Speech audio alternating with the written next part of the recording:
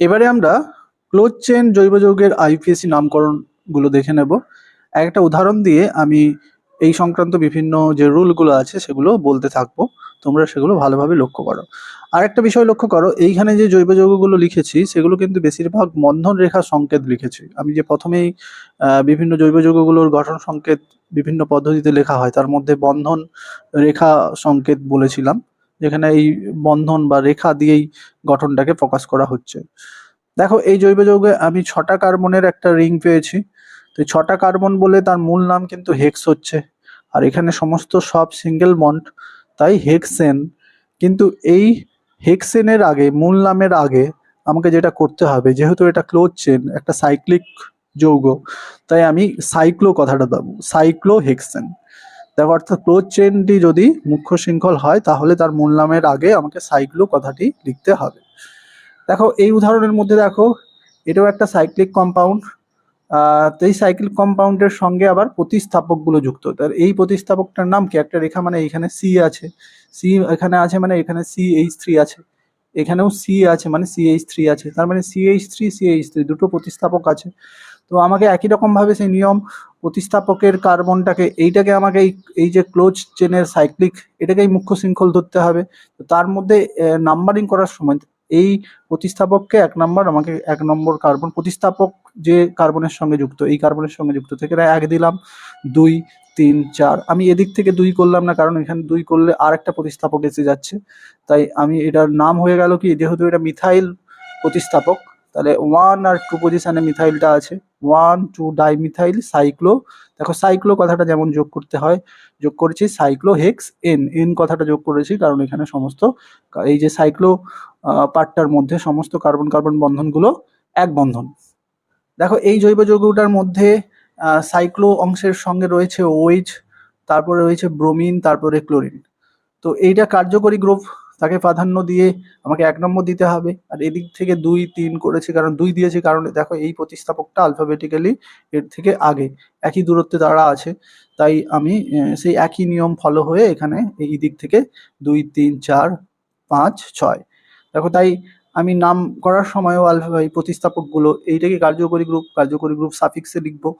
আর যেমন এইগুলো প্রতিস্থাপক, তাই আলফাবেটিক্যালি সেগুলোকে ব্রোমো আগে লিখেছি, তারপরে ক্লোরো, তারপর সাইক্লো কথাটা প্রত্যেকবার, যেমন সাইক্লো যেহেতু সাইক্লিক, সাইক্লো যে রিংটা, মানে সাইক্লিক যে অংশটা, সেটা মুখ্য শৃঙ্খল ধরা হচ্ছে, তাই এইখানে যেটা বললাম, তাই সেটা সাইক্লো হেক্সেন।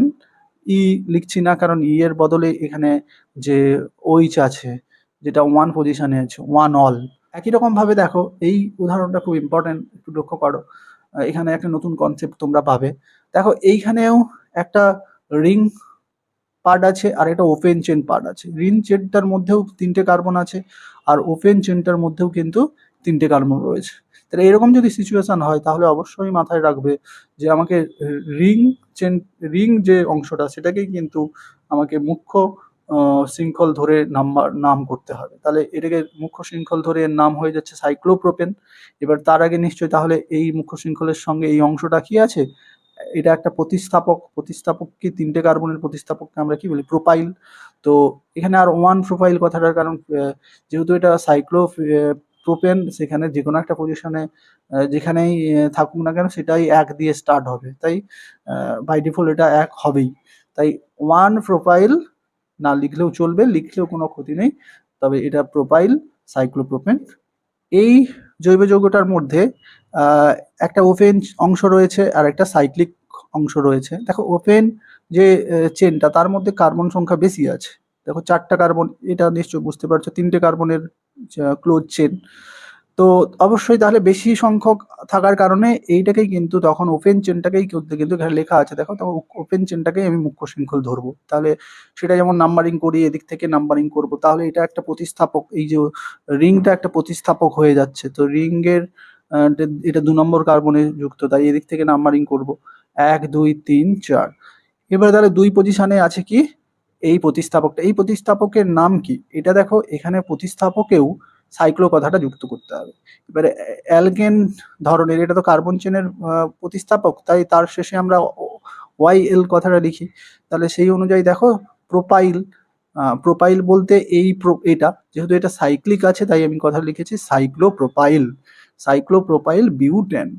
এবারে দেখো এই উদাহরণের মধ্যে আমি যেহেতু এটা একটা ওপেন চেন আছে তবুও এখানে একটা লক্ষ্য করো যে এই যে ক্লোজ চেনটা, 3টে কার্বনের যে ক্লোজ চেনটা রয়েছে সেখানে অনেক প্রতিস্থাপক যুক্ত আছে। তাই অবশ্যই আমাকে এটাকেই কি মুখ্য শৃঙ্খল ধরে নামকরণ করতে হবে। মুখ্য শৃঙ্খল ধরে দেখো নাম্বারিংটা কিভাবে করছে, দেখো এখানে ক্লোরো সি আলফাবেটিক্যালি আগে, তাই এখানে 1, এটা 2, 3। দেখো এই 2 পজিশনে দুটো প্রতিস্থাপক, এইটা একটা প্রতিস্থাপক মানে এখানে CH3, আর এইটা একটা প্রতিস্থাপক CH2 CH3 অর্থাৎ ইথাইল। এই প্রতিস্থাপকটা কি ইথাইল, এই প্রতিস্থাপকটা মিথাইল, আর এটা কি ক্লোরো। তাহলে 1 ক্লোরো 2 ইথাইল 2 মিথাইল, এই যে 3টে প্রতিস্থাপক সেটা আমি আলফাবেটিক্যালি লিখেছি। তারপরে কি হয়েছে সাইক্লোপ্রোপেন। এইটাও খুব ইম্পর্টেন্ট একটা উদাহরণ, একটু লক্ষ্য করো। তো এখানেও দেখো কার্যকরী গ্রুপ COOH অবশ্যই যে কার্বনের সঙ্গে যুক্ত সেটাকে আমি 1 দিলাম। তারপরে এদিক থেকে নাম্বারিং করব কারণ এদিক থেকে করলে ডবল বন্ডটা আগে আসছে, তাই 1 2 3 4 5 6। এবারে দেখো সাইক্লো, এখানেও প্রতিস্থাপক নেই, তো সাইক্লো, তারপরে হেক্স 3 ইন। দেখো এখানে ইটা লিখেছি কারণ একটা লক্ষ্য করো আমি এখানেও সেই একই রকম ভাবে এইটাকে যখন মুখ্য শৃঙ্খল ধরে নিচ্ছি তাহলে এই কার্বনটাকে কোনোভাবে নাম্বারিং দেওয়া যাচ্ছে না, তাই এটা কি এর এক্সক্লুডেড নাম কার্বক্সিলিক অ্যাসিড। তাহলে এক্সক্লুডেড নামের কার্বক্সিলিক সি দিয়ে স্টার্ট, তো সেই জন্য সেটা তো ভায়োল নয়, তাই এখানে ইটা রাখছি। ইন ওয়ান পজিশনে সেই কার্বক্সিলিক অ্যাসিডটা আছে, অর্থাৎ এখানে এই যে এক্সক্লুডেড নাম। তো এই রিং যৌগের ক্ষেত্রে কার্বন দিয়ে যে সমস্ত জৈব যৌগ আছে তারা যদি থাকে তারা কিন্তু সেখানে বেশিরভাগ ক্ষেত্রে এক্সক্লুডেড নামটা ইউজ হয়, এটা কিন্তু তোমাদের মাথায় রাখতে হবে। দেখো এই উদাহরণটা লক্ষ্য করো, এইখানে কিন্তু খুব একটা ইম্পর্টেন্ট বিষয় বলা হচ্ছে। দেখো এই উদাহরণের মধ্যে একটা তো সাইক্লিক অংশ রয়েছে, সঙ্গে একটা ওপেন অংশও রয়েছে, কিন্তু সেই ওপেন অংশের সঙ্গে কিন্তু কার্যকরী গ্রুপ যুক্ত আছে। তো সেই জন্য হয়েছে কি যে কার্যকরী গ্রুপযুক্ত ওপেন চেন, তাই কম সংখ্যক মানে এই ওপেন চেনটা কটা কার্বন আছে, 1 2, তো 2 কার্বনের হলেও তাহলে কিন্তু সেটাকেই আমাকে মুখ্য শৃঙ্খল ধরতে হবে। তার মানে আমি যে এই চেনটাকে, এই যে 2 কার্বনের চেনটাকে, এখানে কার্বন এখানে কার্বন, তো এটাকেই আমরা মুখ্য শৃঙ্খল ধরবো। তখন এই যে সাইক্লোপার্টটা এটা কি হয়ে যাবে প্রতিস্থাপক। তো এইটা কি কার্যকরী গ্রুপ, তাহলে এইখানে আমি নাম্বারিং দিয়েছি 1, যেহেতু কার্যকরী গ্রুপের কার্বনকে প্রায়োরিটি দিতে হবে, তাই 1, এটা 2। এবারে 1 পজিশনে কি আছে সাইক্লোহেক্সাইল। দেখো সাইক্লোহেক্সাইল হেক্সেন হতো, তার থেকে সেটা যেহেতু প্রতিস্থাপক, সেটা হচ্ছে অ্যালকাইল গ্রুপ, তাকে আমি শেষে কি OYL কথা দিতে হচ্ছে, তাহলে সাইক্লোহেক্সেন যৌগ থেকে সেটা হয়ে গেছে কি এটা একটা প্রতিস্থাপক সাইক্লোহেক্সাইল, সেটা 1 পজিশনে আছে 1 সাইক্লোহেক্সাইল, 2 কার্বন ইথ, আর এখানে সিঙ্গেল বন্ড N, আর এখানে OH। এখানে আর 1 অল লিখছি না কারণ এটা তো 2 কার্বন, বাই ডিফল্ট এখানেই থাকবে, 1 নম্বর সে পাবেই, তাই এখানে বাই ডিফল্ট এখানে 1 কথাটা এসেও যায়, তাই আমি যদি 1 দিই 1 অল কথাটা লিখি সেটাও ভুল দেবে না, তবে এখানে লেখার প্রয়োজন নেই। এবারে আমরা বেনজিন জাত জৈব যৌগের আইপিএসি নামকরণগুলো দেখে নেব। দেখো এইটাকে আমরা বলছি কি বেনজিন, তো বেনজিনকে আমরা এইভাবেও লিখতে পারি এভাবেও লিখতে পারি। দেখো 6টা কার্বনের একটা চেন, তবে সেখানে কি আছে ডবল বন্ড, 3টে ডবল বন্ড আছে এরকম ভাবে। এবার এই ডবল বন্ডের পজিশন এখানেও হতে পারে, যেখানে সিঙ্গেল বন্ড সেখানে ডবল বন্ড হয়ে যেতে পারে। তো এইভাবে দেখো এই যে ডবল বন্ডটার একটা রেজোনেন্সের দ্বারা দেখবো সে তার সর্বত্র অবস্থান, তাই সেটাকে আমি এই গোল করে দিয়ে এভাবেও বেনজিনটাকে লিখতে পারি। তো বেনজিন জাত জৈব যৌগগুলো বলতে আমরা বেনজিনের যে এইখানে কিন্তু বেনজিনের সঙ্গে এই প্রত্যেকটা 6টা কার্বনে প্রত্যেকটা কি আছে হাইড্রোজেন আছে, এখানে হাইড্রোজেন রয়েছে। তো বেনজিনের যদি আমরা ফর্মুলা পড়ি তো বেনজিনের ফর্মুলা কিন্তু C6H6, অর্থাৎ এখানে 6টা কার্বন আর 6টা হাইড্রোজেন। তো এই যে হাইড্রোজেনগুলোর প্রতিস্থাপিত করে যদি আলাদা গ্রুপ কার্যকরী গ্রুপ সেগুলো আসে, সেগুলো কি হয়ে যাবে বেনজিন জাত জৈব যৌগ। তো সেই বেনজিন জাত জৈব যৌগগুলো নামকরণের জন্য আমাদের প্রথমে যেটা বেনজিন জাত জৈব যৌগগুলো মুখস্থ, এই যে আমরা একেবারে অনেক সময় এই যে আমরা একটা লিস্ট করে দিয়েছি, এই লিস্টের মধ্যে যে সমস্ত জৈব যৌগগুলো আছে সেগুলো কোনো না কোনো একটা করে কার্যকরী গ্রুপ বা কোনো প্রতিস্থাপক যুক্ত হয়ে এই জৈব যৌগটা বেঞ্জিনজাত জৈব যৌগটা লেখা হয়েছে। তো এই যে বেঞ্জিনজাত জৈব যৌগগুলোকে আমরা মূল নাম হিসেবে ধরবো। অর্থাৎ যখন বেঞ্জিনের সঙ্গে একটা CH3 গ্রুপ থাকবে তাকে আমরা তার মূল নামটা, অর্থাৎ এই নামগুলো অ্যাকচুয়ালি তাদের কমন নাম। তো এই কমন নামগুলোকেই কিন্তু IUPAC নাম হিসেবে ধরা হয়। তাই এদের ক্ষেত্রে মূল নাম তোমাকে মুখস্থ করতে হবে। মূল নাম দেখবে আমরা পরবর্তীকালে লক্ষ্য করবো যে মূল নাম আরো অন্য জায়গায়ও কাজে লাগছে। সেক্ষেত্রে আপাতত দেখো এই যে বেঞ্জিনের সঙ্গে CH3 থাকলে টলুইন, এটাকে বলছি NH2 থাকলে এটাকে বলছি অ্যানিলিন। একবারে এক্স্যাক্টলি এই জৈব যৌগগুলোর নাম এগুলো কিন্তু আমাদের খুব ভালোভাবে মুখস্থ করতে হবে বিভিন্ন বিক্রিয়ার বিষয় দিয়ে। সেখানে ভাষার মধ্যে অ্যানিলিন, অ্যানিসোল, বেঞ্জোইক অ্যাসিড এইসব কথা লেখা থাকবে।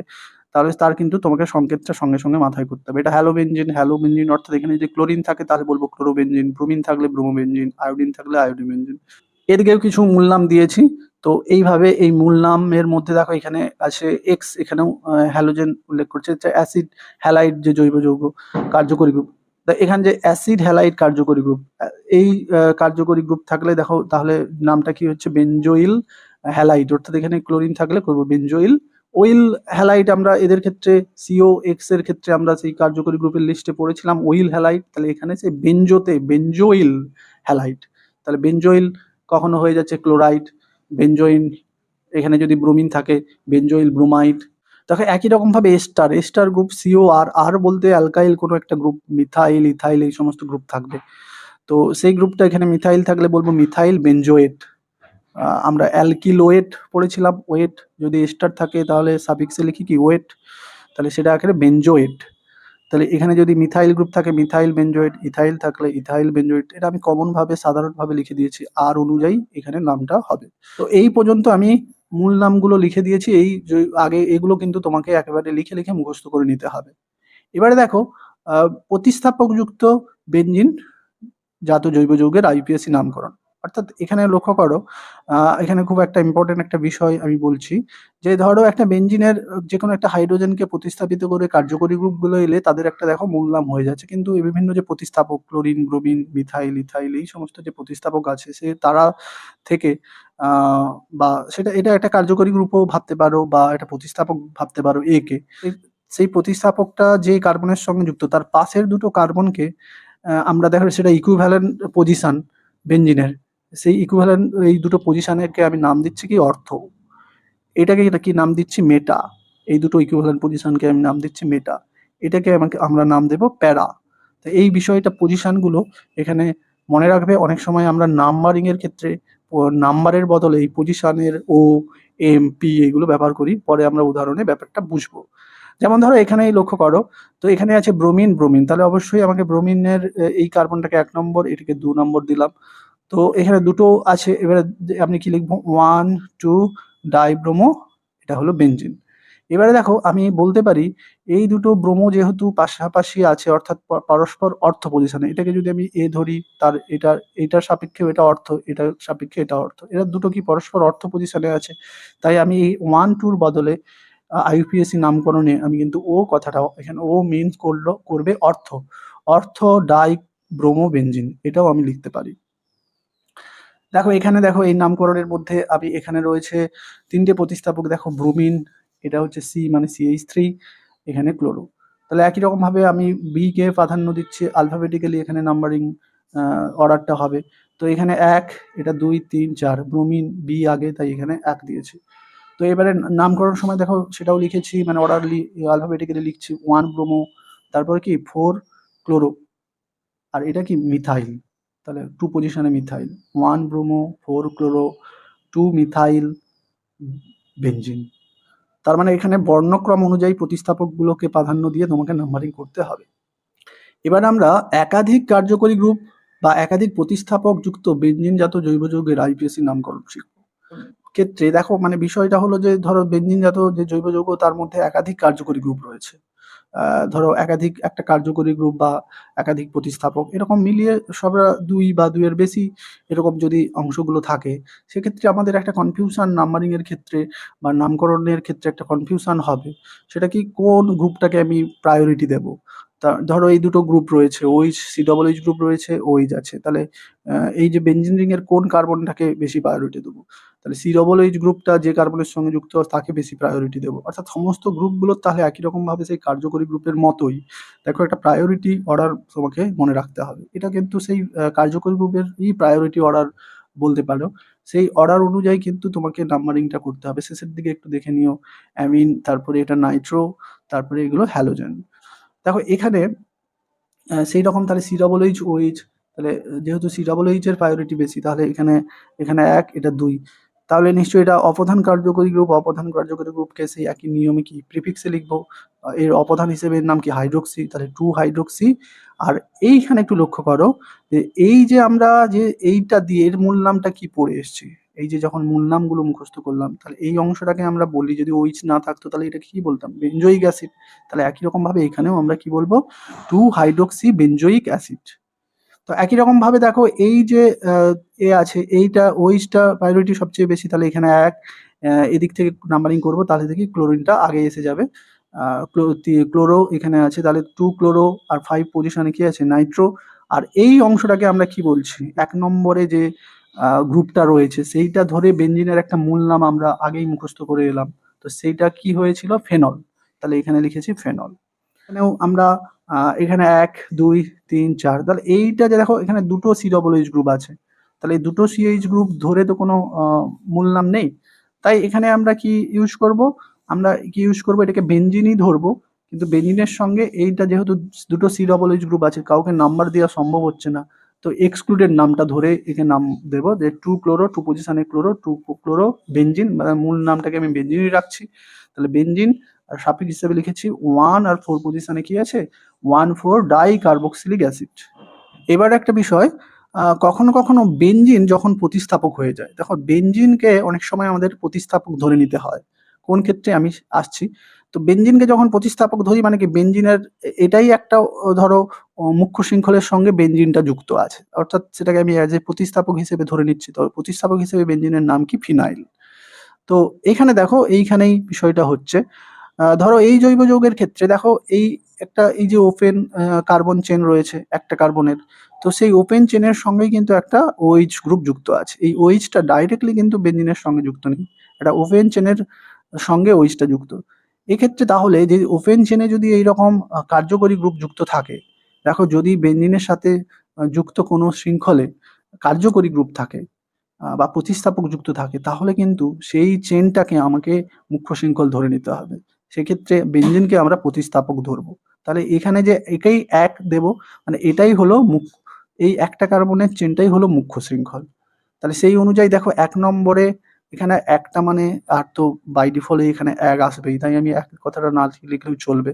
তাহলে এইটা কি হচ্ছে, এর প্রতিস্থাপক নাম ফিনাইল, তারপরে মিথ, তারপরে এটা যেহেতু N, আর 1 পজিশনে অল, অর্থাৎ এখানেও 1 দেওয়ার দরকার হচ্ছে না, তাহলে ফিনাইল মিথানল। একই রকমভাবে দেখো এইটা একটা ওপেন চেন, তো ওপেন চেনে দেখো CO রয়েছে, তো কার্যকরী গ্রুপ এদিক থেকে নাম্বারিং করব 1, 2, 3, 4, তাহলে 3 পজিশনে রয়েছে কি, ফিনাইল, তারপরে বিউট, ট্যান, এর বদলে কি হচ্ছে, 2 ওন। এবার আমরা IUPAC নাম থেকে গঠন সংকেত নির্ণয় দেখে নেব। IUPAC নামটি হলো 1 bromo 5 chloro 4 methyl hexane 3 all.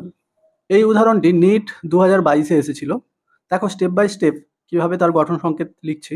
যে কোনো IUPAC নামের গঠন সংকেত এই স্টেপগুলো ফলো করে আমরা খুব সহজে করে নিতে পারবো। প্রথমে আমাদের যেটা করতে হবে, মূল নাম থেকে, এই নামের মধ্যে মূল নাম আছে হেক্স, সেই মূল নাম থেকে কার্বন চেনটা তৈরি করব। কার্বন চেনটা আমি C কার্বন কার্বন এভাবেও সিঙ্গেল বন্ড দিয়ে এভাবেও আমি করতে পারি, আমি এটা বন্ড লাইন স্ট্রাকচারে করেছি। তারপরে আমাদের স্টেপ 2-তে কি করতে হবে, যে কোনো প্রান্ত থেকে নাম্বারিং করতে হবে। আমি এদিক থেকে নাম্বারিং করেছি 1, 2, 3, 4, 5, 6, তাহলে হেক্স হয়ে গেল। স্টেপ 3, এটাই খুব ইম্পর্টেন্ট, এখানে তোমাকে অবস্থান সংখ্যা অনুযায়ী বা অবস্থান নির্দেশক এই সংখ্যাগুলো অনুযায়ী তোমাকে প্রতিস্থাপক, অপ্রধান কার্যকরী গ্রুপের যে প্রিফিক্স নাম থাকে সেটা, দ্বিবন্ধন, ত্রিবন্ধন, কার্যকরী গ্রুপ যেটা প্রধান, সেই অনুযায়ী তোমাকে কার্বন চেনে তাদেরকে বসাতে হবে। দেখো আমি প্রথমে প্রতিস্থাপকগুলোতে আসি। প্রিফিক্সে কি আছে, 1 ব্রোমো 5 ক্লোরো 4 মিথাইল, তাহলে 1 পজিশনে আমি ব্রোমো বসিয়ে দিলাম, 1 ব্রোমো। তারপরে আছে 5 ক্লোরো, 5 পজিশনে আমি ক্লোরিন দিয়ে দিলাম। 4 পজিশনে কি আছে, মিথাইল, দেখো 4 পজিশনে আমি মিথাইল, একটা এটাই মিথাইল ডিনোট করছে। এখানে সি আছে, বন্ড লাইন স্ট্রাকচার আমি জাস্ট মিথাইল এভাবে লেখা হয়। তারপরে আছে হেক্স, যেটা কার্বন চেন। তারপর হচ্ছে অ্যান। দেখো অ্যান মানে এখান থেকে পরিষ্কার হয়ে গেল যে সমস্ত কার্বন কার্বন বন্ধনগুলো এক বন্ধন। তোমাকে যদি এখানে কোনো একটা পজিশন উল্লেখ করে ইন দেওয়া হতো, ধরো বলা থাকলো 2 ইন, তাহলে নিশ্চয়ই তুমি এই 2 পজিশন থেকে ইনটা দিতে। এইখান থেকে আমার ইনটা শুরু হতো, 2 থেকে ইন শুরু হতো না, 2 এর আগে ইন শুরু হতো, সেটা করবে না। 2 পজিশন থেকে ইন শুরু, তাহলে আমি তখন এই পজিশনে আমাকে ইন দিতে হতো। তো যাই হোক, এখানে অ্যান আছে। তারপর হচ্ছে 3 অল, তাহলে 3 পজিশনে অল। অল মানে আমরা কি জানি, হাইড্রোক্সিল কার্যকরী গ্রুপ OH। এইভাবে আমরা খুব সহজে যে কোনো আইপিএসসি নাম থেকে তার গঠন সংকেত করতে পারবো।